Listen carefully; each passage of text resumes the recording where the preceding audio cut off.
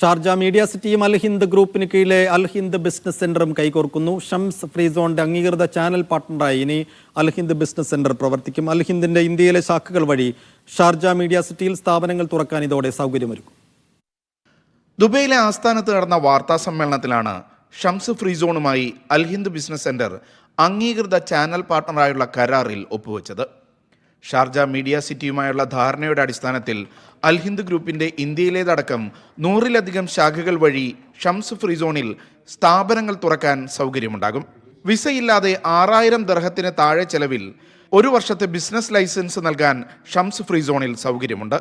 19,000 ദിർഹത്തിന് താഴെ ചെലവിൽ 2 വർഷത്തെ ലൈസൻസും 2 വിസയും ലഭ്യമാക്കുന്ന പാക്കേജും ലഭ്യമാണ്.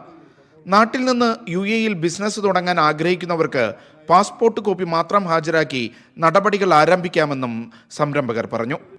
Shams free zone പ്രതിനിധികളായ Muhammad Ali, Faria Rafeeq, Muhammad Safwan, അൽ ഹിന്ദ് GM അർച്ചന പ്രതാപ്, ഫിനാൻസ് മാനേജർ ഉസ്മാൻ മജീദ് തുടങ്ങിയവർ വാർത്താ സമ്മേളനത്തിൽ പങ്കെടുത്തു.